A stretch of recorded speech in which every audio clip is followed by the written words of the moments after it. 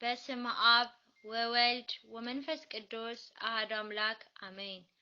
ስንክሳር ዘወርኀ ጥር 17 መክሲሞስና ድማቴዎስ።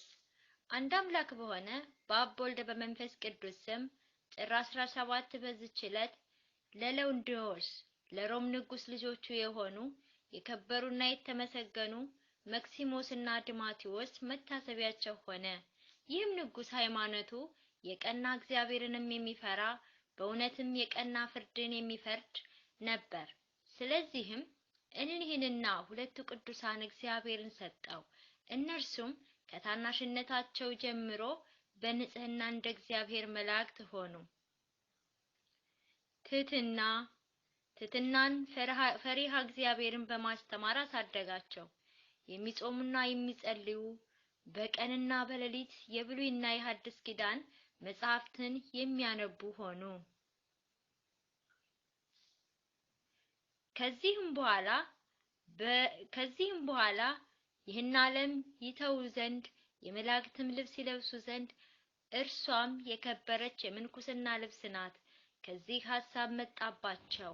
ሃይማኖታቸው የቀና 318 አባቶች ወደ ተሰበሰቡባት ወደ ኒቅያ ሄደው ይጸልዩ ዘንድ እንዲያስቧቸውና ለአባታቸው ምክንያት አቀረቡ። ይህንንም ከእርሳቸው በሰማ ጊዜ እጅግ ደስ አለው። ከብዙ አገልጋዮችና ከብዙ ሰራዊት ጋር አሰናበታቸው። ከኒቅያ ሀገርም በደረሱ ጊዜ ከከበረ ቦታ በረከትን ተቀበሉ። ሰራዊቱንም ወደ ንጉሡ አባታቸው ጌታችን ንጉሥ ሆይ እኛ ከዚህ ጥቂት ቀን መቆየት እንሻለን ከሚል ጽሑፍ ጋር ጽፈው ላኩ። ከዚህም በኋላ ለአንድ ጻድቅ መነኩስ ሐሳባቸውን ገለጡ። እንዲህም አሉ። ከአንተ ዘንድ የምንኩስና ልብስ እንድንለብስ እንሻለን። እርሱም እኔ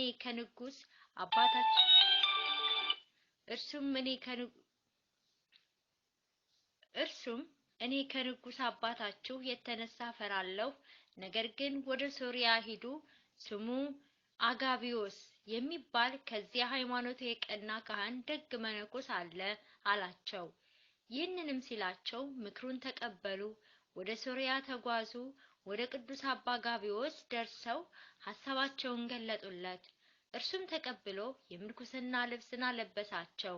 እስከሚያርፍበትም ቀን ከእርሱ ዘንድ ኖሩ። ከረፍቱም አስቀድሞ ያየውን ራእይ ነገራቸው።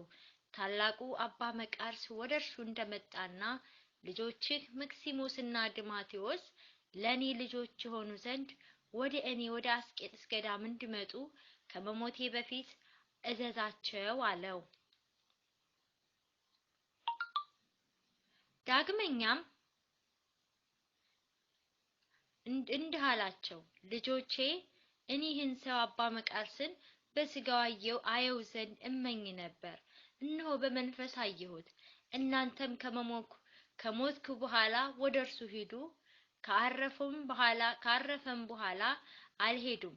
በዚያ በሶርያ አገር ኖሩ እንጂ። እግዚአብሔርም ሀብተ ፈውስ ሰጥቷቸው በሽተኞችን የሚፈውሱ ሆኑ።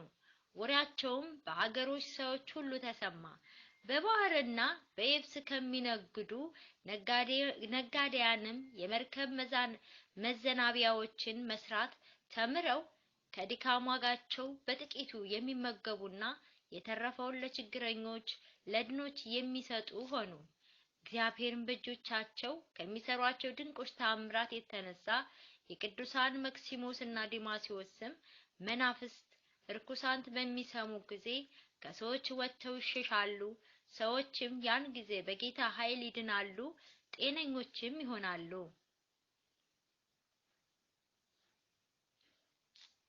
እጅግ ታላቅ የሆነ በጎዳና አጠገብ የሚኖር ከይሲ ነበረ። ብዙ ሰዎችንም አጥፍቷል። የአገር ሰዎችም ወደ ከበሩ መክሲሞስና ድማቴዎስ መጥተው ከዚያ ከይሲ ያድኗቸው ዘንድ ለመኗቸው። አባ መክሲሞስም ክርታስ አንስቶ እንዲህ ብሎ ጻፈ። የብፁዕ መቃርዮስ አምላክ በሆነ መንፈስ ቅዱስን በለበሰ በአባታችን በአጋቢዮስ አምላክ በሕያው እግዚአብሔር አካላዊ ቃል በጌታችን ኢየሱስ ክርስቶስ ስም ይህ ደብዳቤ ከዋሻህ ደጅ ቢደርስ አንተ ወጥተህ ሙት፣ የሰማይ ወፎችም ይብሉህ። አንድ ሰውም ያችን ደብዳቤ ተቀብሎ ሄደ። በዚያም የዘንዶ ዋሻ ደጃፍ አኖራት። በዚያም ጊዜ ዘንዶው ወጥቶ ሞተ፣ የሰማይ ወፎቹም በሉት። ሕዝቦቹም ሁሉ እጅግ አደነቁ፣ እግዚአብሔርንም አመሰገኑት። የክብር ባለቤት ጌታችን በእሊህ ቅዱሳን በመክሲሞስና በድማቴዎስ እጅ ብዙ ድንቆች ተአምራት አደረገ። በአንዲት ዕለት ከአባታቸው መኳንንቶች አንዱ ወደ በረሃ ወደ ባህር ዳርቻ ደረሰ። ከመርከቦችም በአንዱ መርከብ መዛናቢያ ላይ መክሲሞስና ድማቴዎስ የሚል ጽሑፍ ባየ ጊዜ የመርከቡን ሹም ጠየቀው። እርሱም እንዲህ አለው፣ በጸሎታቸው ከስጥመት እግዚአብሔር ያድነኝ ዘንድ የእሊህን ሁለት ወንድማማቾች የከበሩ መነኮሳት ስማቸውን በመርከቤ ላይ ጻፈው። መኮንኑም መልካቸው ምን ይመስላል አለው። እርሱም የመልካቸውን ምልክት ነገረው። የንጉሱ ልጆች እንደሆኑ አውቆ ያ ነጋዴ ወደ ንጉስ አባታቸው አደረሰው። ንጉሱም ጠየቀው። ነጋዴውም የመልካቸውን አምሳል አስረዳው። ንጉሱም ልጆቹ እንደሆኑ በተረዳ ጊዜ እናታቸውንና እህታቸውን ከብዙ ሰራዊት ጋር ወደ እነርሱ ላከ። ደርሰውም ባዩአቸው ጊዜ ጮኸው አለቀሱ። እናታቸውም ወደ ንጉሱ አባታቸው ከእርሷ ጋር ይመጡ ዘንድ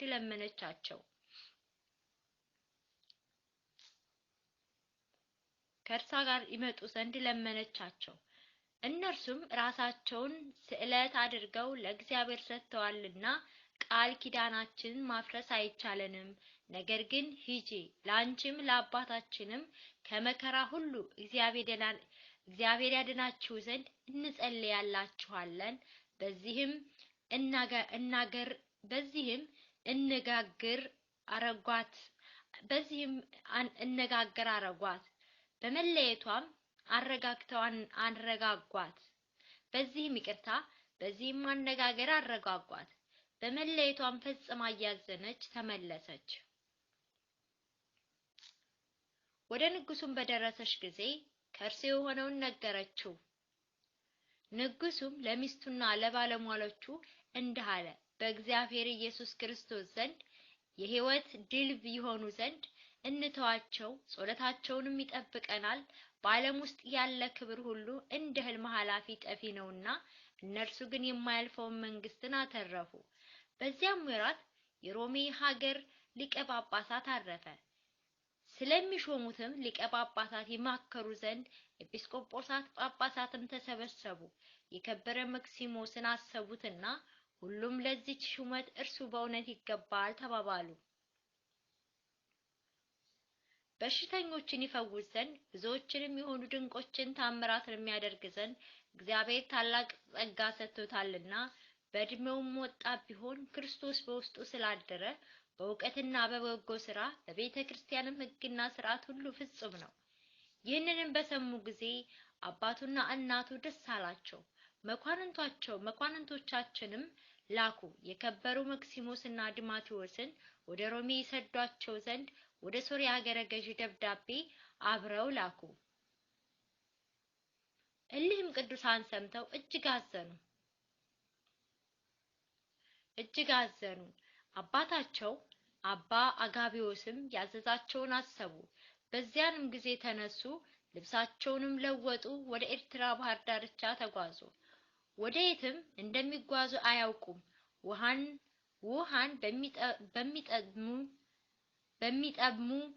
በሚጠሙ ጊዜ እግዚአብሔር መራራውን ውሃ ለውጦ ጣፋጭ አድርጎላቸው ይጠጣሉ። ከዚህ በኋላ ከእርሱ ዘንድ ረድኤትን ኃይልን ላከላቸውና ከሶርያ ሀገርም ተሸክሞ ወደ አስቄጥስ ገዳም አደረሳቸው። ወደ አባ መቃርስም ገብተው በእርሱ ዘንድ መኖርን እንደሚሹ ነገሩት። እርሱም በጸጋ የለመለሙ እንደሆኑ ባየ ጊዜ በገዳም መኖርን የማይችሉ መስለው በገዳም ያለውን ችግር ነገራቸው። በዚህ መኖር አትችሉም አላቸው። እነርሱም አባታችን ሆይ ተወን፣ ከዚህ መኖር ካልቻለን እንሄዳለን ብለው መለሱለት። ከዚህም በኋላ ሰሌን መስራትን አስተማራቸው። ሰሌንም የሚቆርጡበትን ወንዝ አሳያቸው። ማደሪያቸውንም እስከሚሰሩ ድረስ ረዳቸው። የእጅ ስራቸውንም የሚሸጥና ምግባቸውን የሚያመጣላቸው አንድ ህዝባዊ ሰው አምጥቶ አገናኛቸው። እንዲህም ሆነው ከቶ ከሰው ሳይገናኙ 303 ዓመት ኖሩ። 3 ዓመት ኖሩ። ነገር ግን በጭልታና በዝምታ ወደ ቤተ ክርስቲያን የሚገቡና ስጋውና ደሙን ተቀብለው ወደ ማደሪያቸው የሚመለሱ ሆኑ። 3 ዓመት ያህል ወደ እርሱ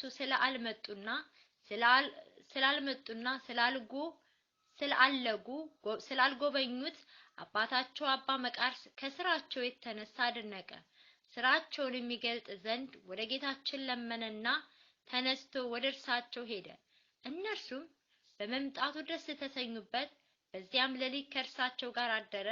ለጸሎቱም በተነሱ ጊዜ የእሳት ሐብል ከአፋቸው ሲወጣና ወደ ሰማይ ሲደርስ ሰይጣናትም እንደ ዝንቦች ሲከቡት የእግዚአብሔር መልአክ በእሳት ሰይፍ ዝንቦችን ሲያባረራቸው የከበሩ መክሲሞስ እና ድማቴዎስ አያቸው። በነጋም ጊዜ አስኬማን አለበሳቸው። ጸልዩልኝ ብሏቸው ሊሄድ ተነሳ።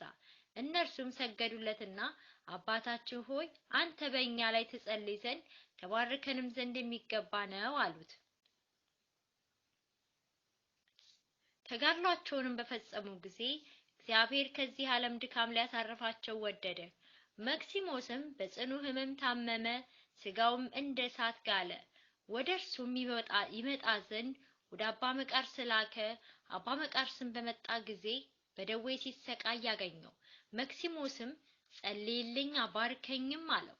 እርሱም ባላዩ አማትቦ ይሄ ድዌ ካንተ ይርቃልና አይዞህ አለው። መክሲሞስም አባቴ ሆይ በዚህ ድዌ ከዓለም እንደምወጣ እኔ ያውቃለሁ። ረድኤት አገኝ ዘንድ አንተ ጸልይልኝ አለው።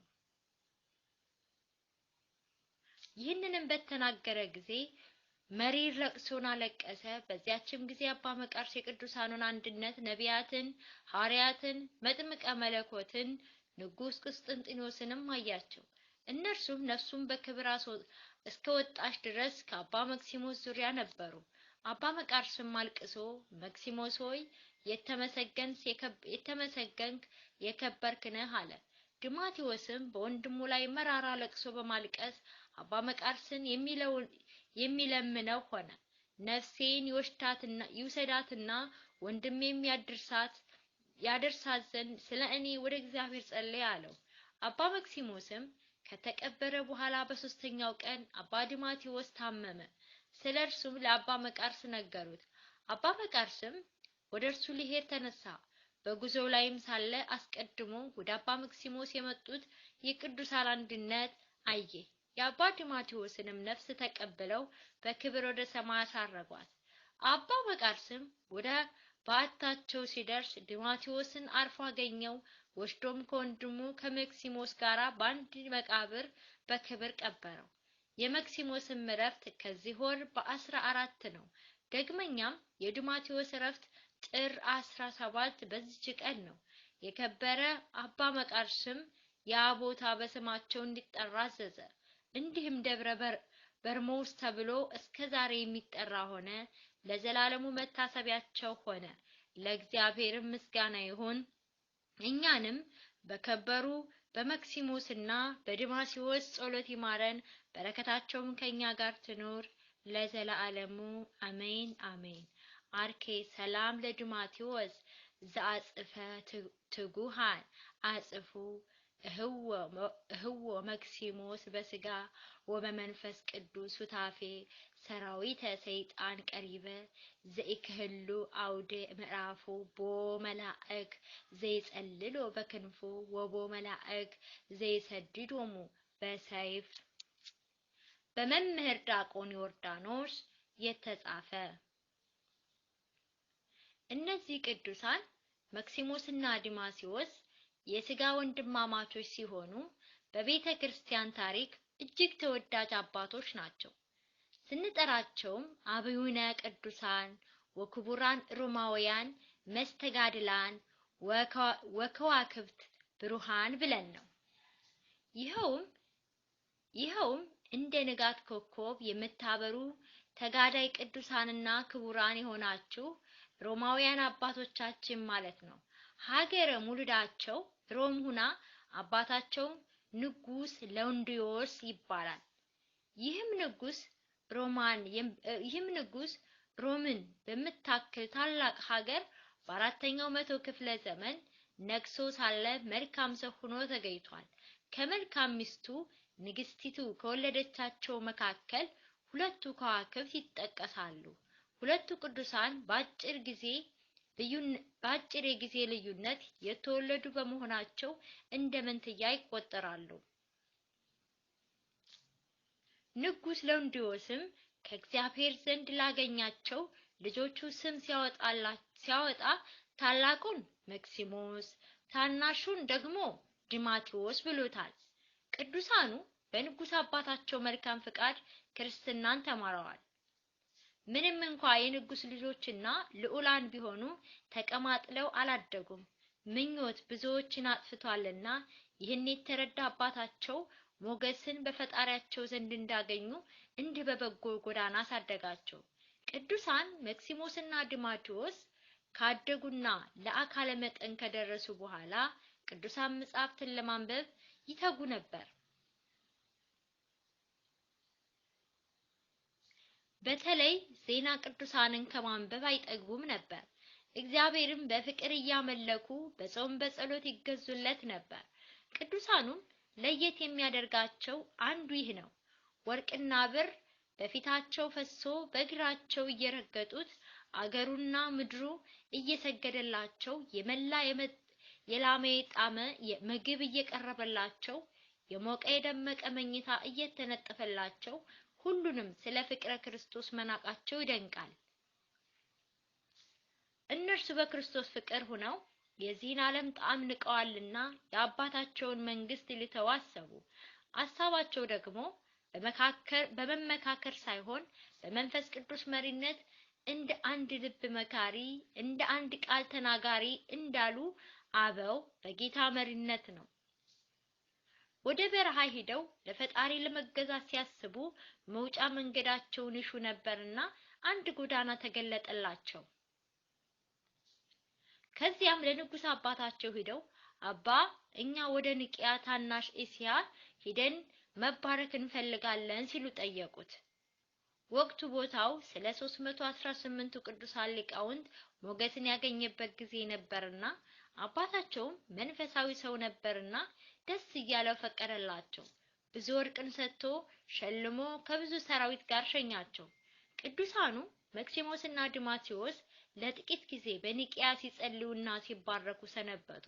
ቀጥለውም የአባታቸውን ሰራዊት ሰብስበው እኛ ሱባኤ ልንይዝ ስለሆነ እንመጣለን የሚል ደብዳቤን ሰጥተው ወደ ሮም ሸኟቸው።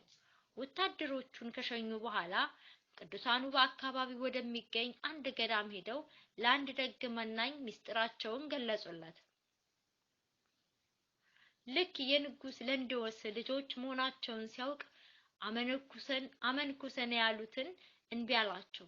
ለምን ሲሉት ደጉን አባታቸውን ማሳዘን አልፈልግም፣ ግን ፍቃዳችሁ እንዲፈጸምላችሁ ወደ ሶሪያ ዘለቁ፣ በዚያ በአባ ጋቢዮስ የሚል ጻድቅ ገዳም ሰው ታገኛላችሁ ብሎ ወደ ሶሪያ አሰናበታቸው።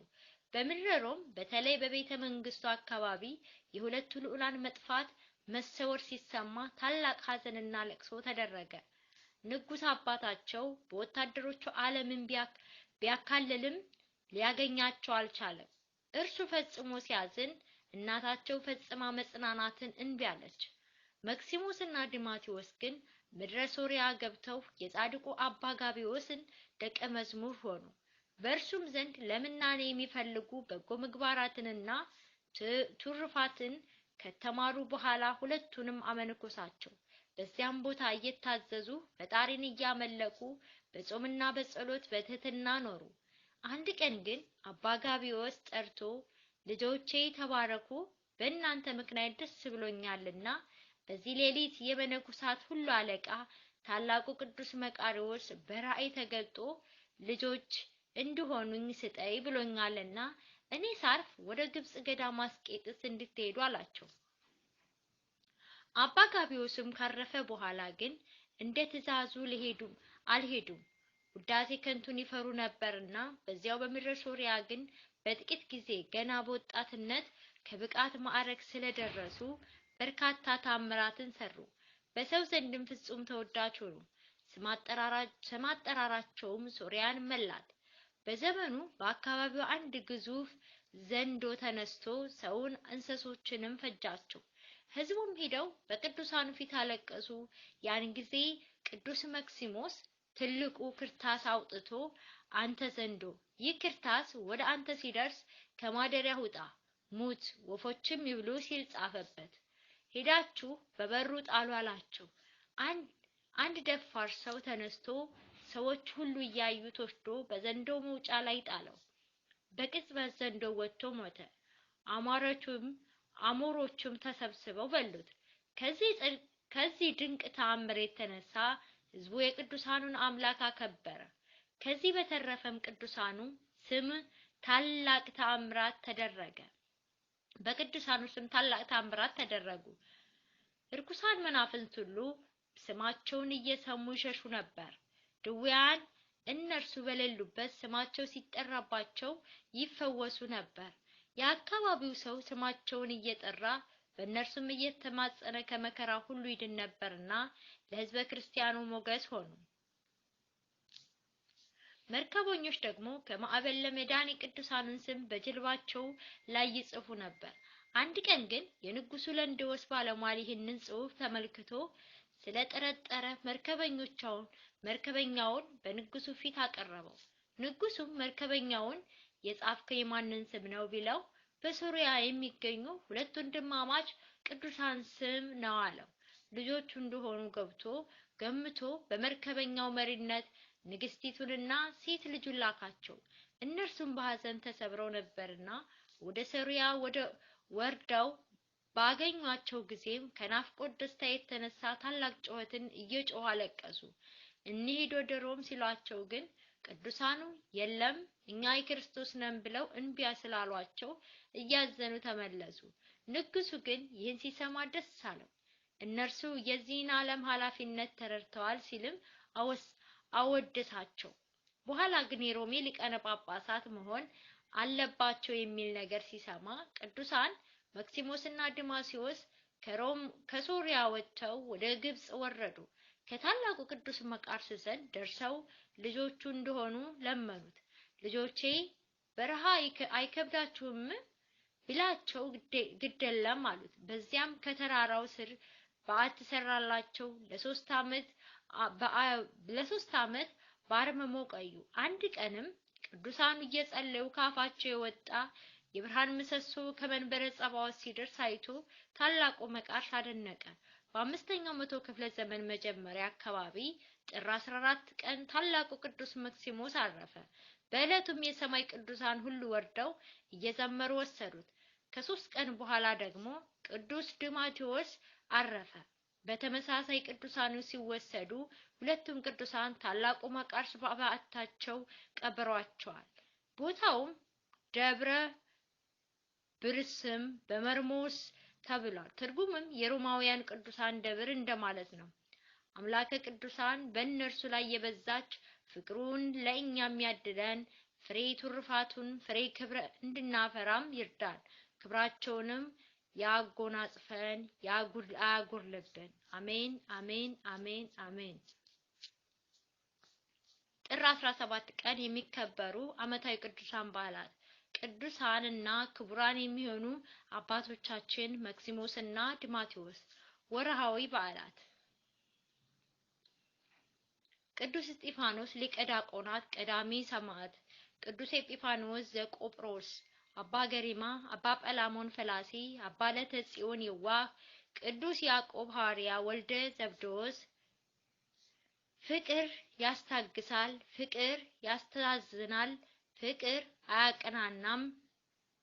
አያቀናናም፣ ፍቅር አያስመካም፣ ፍቅር አያስታበይም፣ ብቻዬን ይድላኝ አያሰኝም፣ አያበሳጭም፣ ክፉ ነገር አያሳስብም፣ ከእውነት ጋር ደስ ይለዋል እንጂ ስለ አመጽ ደስ አይለውም፣ ሁሉን ይታገሳል፣ ሁሉን ያምናል፣ ሁሉን ተስፋ ያደርጋል፣ በሁሉ ይጸናል።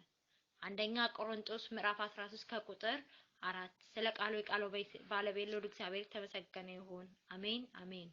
ዛቅረብኩ ማህሌት አዘክሪያ ላፈ እምለ ተጸምዱ ከዘልፈ ለላ አንብበ ተወከፈ ዘንዴቴ መጽሐፈ እንተረሰ ከግዚኦ ጸድቀ በለት ወከፈ እምኤላ ቦላን ዘተርፈ ነቢያ ቅዱሳን ሐዋርያት ሰባክያን ሰማዕታት ወጻድቃን ወመላእክት ተደና ትጉሃን ደናግል አዶ መነኮሳት ሄራ ባርኮ ጉባኤ ዛቲ መካን እስከ አረጋዊ ልቂት ሆኖ ስለዛ ጽፎ በክርታስ ወለዛ ጽፎ ወንዘ ይድረስ ለዛ አንቦ ለተርጉ በልሳን ሐዲስ ወለሰማ ቃሉ በዝነ መንፈስ በጸሎተ እሙ ማራቂተ ኩሉ እምባሰ ወሬ ማርነ ኢየሱስ ክርስቶስ አሜን። አቡነ ዘበሰማያት ይትቀደስ ስምከ ትምጻእ መንግሥትከ ወይኩን ፈቃድከ በከመ በሰማይ ከማሁ በምድር ሲሳየነ ዘለለትነ ሀበነ ወኅድግ አበሳነ ወጌጋየነ ከመ ንሕነኒ ንኅድግ ለዘአበሰለነ ኢታብአነ እግዚኦ ውስተ ምስታላ አድኅነነ ወባልሐነ ኩሉ እኩይ መዚአኪ መንግስት ኃይሉ ስብሐት ለዓለመ ዓለም። በሰላመ ቅዱስ ገብርኤል መልአክ ኦግዝእትየ ማርያም ሰላም ለኪ ድንግል በኅሊናኪ ወድንግል በሥጋኪ